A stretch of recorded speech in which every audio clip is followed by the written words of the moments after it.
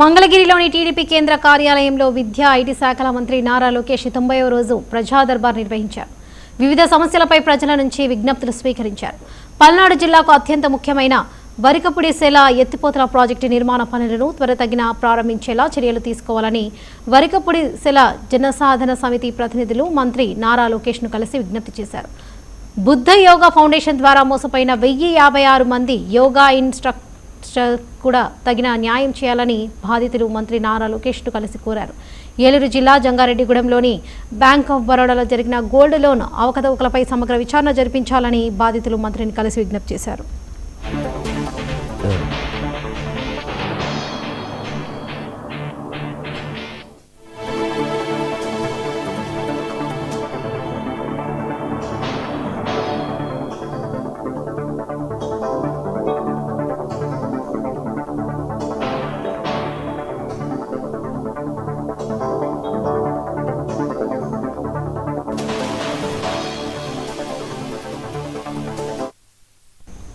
ఇక రాష్ట్రంలో పేద గర్భిణీల ఆరోగ్య సంరక్షణకు నగదు బదిలీ పథకం ప్రవేశపెట్టడంతో పాటు మహిళల ఆత్మరక్షణకు ప్రతి నియోజకవర్గంలో మహిళా పోలీస్ స్టేషన్ ఏర్పాటు చేయాలని ఏపీ ఎంఆర్పీఎస్ ప్రతినిధులు మంత్రి నారా లోకేష్ను కలిసి విజ్ఞప్తి చేశారు.